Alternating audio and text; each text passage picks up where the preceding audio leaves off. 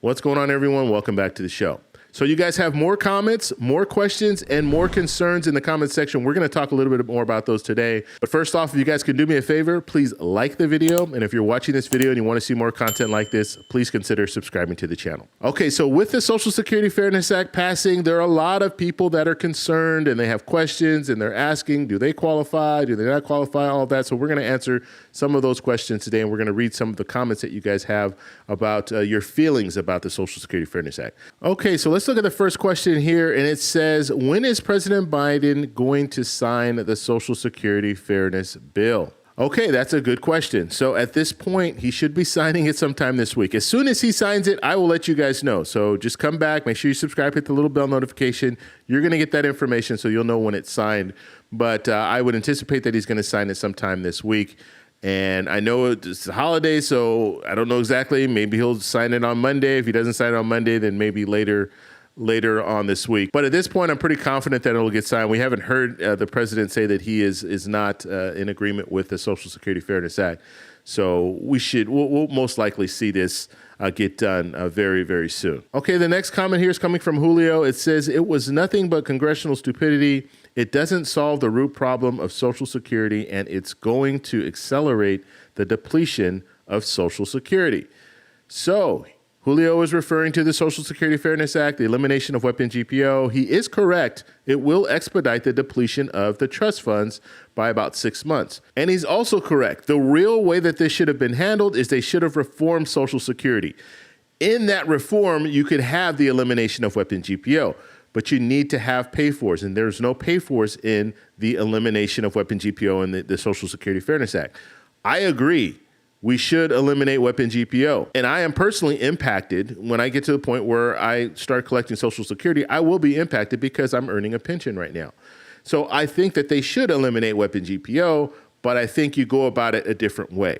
You look at proposals out there like the Social Security 2100 Act. Representative Larson's proposal eliminates weapon GPO, but it also has pay-fors. You raise the cap on people making over $400,000, and that money will come in to help when it comes to Social Security, the elimination of weapon GPO, an increase across the board for everyone receiving Social Security benefits, a special increase for those who are at or below the poverty line to bring them to 125% of the poverty line. So there are different things that are in there. The elimination of taxes for people receiving Social Security benefits. So there's a lot that's packed in the Social Security 2100 Act.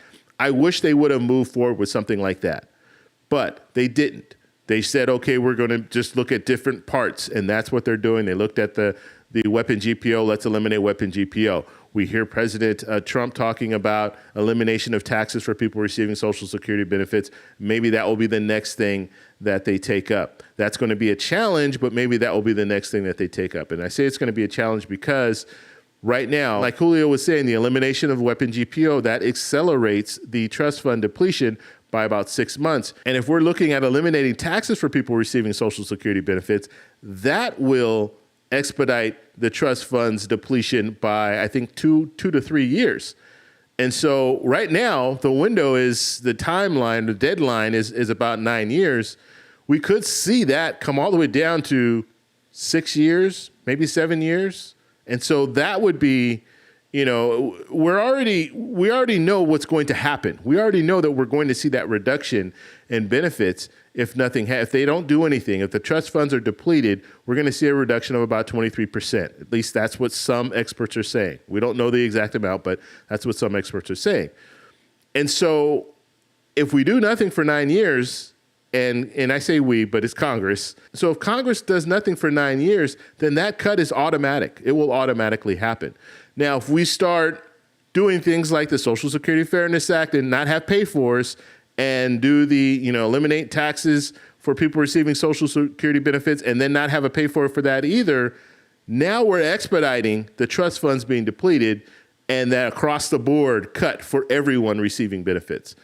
And so they should have addressed it by reforming Social Security. That was an opportunity, but the problem is you have two sides, realistically. You have two sides right now. You have one side that's saying, or realistically, you have three sides. You have one side that's in the middle that's saying, you know what, we're not cutting Social Security, we're not cutting Medicare, and they're just going to keep saying that. Even though we need to reform Social Security and Medicare, they're just going to keep saying, we're not going to make any cuts. We're not going to touch Social Security or Medicare.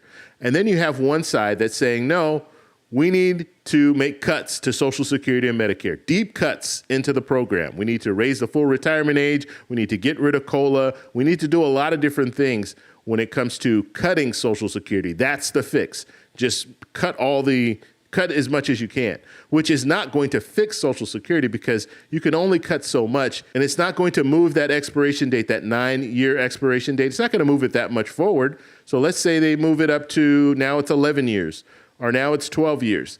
Just by making all those cuts, that's not really going to help. And as a matter of fact, it's going to hurt the people receiving Social Security benefits, and they're going to receive those cuts that I was talking about. Like if they do nothing for 9 years, then there's going to be the automatic cut. They're just going to see those cuts much sooner. And so that's the other side. And then you have one more side, and that side is saying, look, we can increase or raise the cap. So you heard that. People making $168,600 right now, currently, they no longer have to pay into FICA.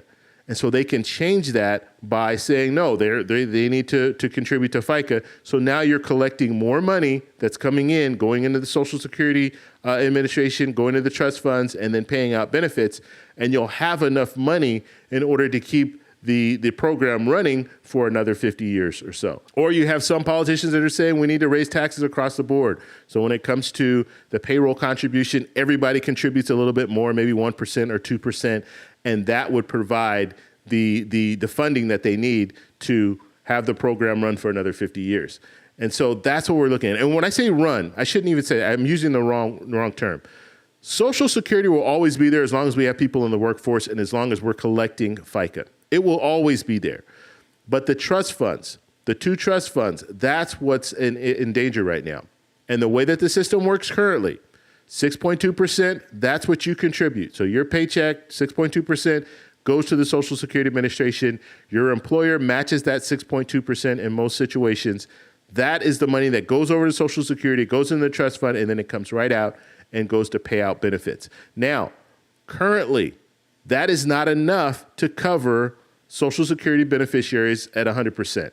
It's not enough, and that's why they're drawing from the trust fund. And right now, the trust fund has about $2.7 trillion in it. And so they're slowly taking from the trust fund in order to offset the money that they're not getting from the FICA. And so that's what we're looking at right now. And so the bottom line here is, Julio, yes, he's correct. We need to address reforming Social Security. That's what we need to be focused on. And hopefully, we will see Congress wake up to the reality that we need to do something, and we need to do something now. The longer that we wait, the longer that Congress waits to act, guess what? It gets much worse. And we're going to have to do more. If they're talking about cuts, the cuts are going to be even more drastic. If they're talking about raising taxes, it's going to be even more harsh. So we have to address it now. It's better to address it now than to wait another 5 years. Or wait another 8 years. Wait till the last hour before they need to make a change when it comes to Social Security. So that needs to happen. So I just wanted to put that out there. Thank you for the question, Julio, and all the questions that you guys have had. Please, if you guys have more questions, comments, put them in the comments below. If you like this video, please give me a thumbs up. Please subscribe for more, and I'll talk to you in the next one. Bye.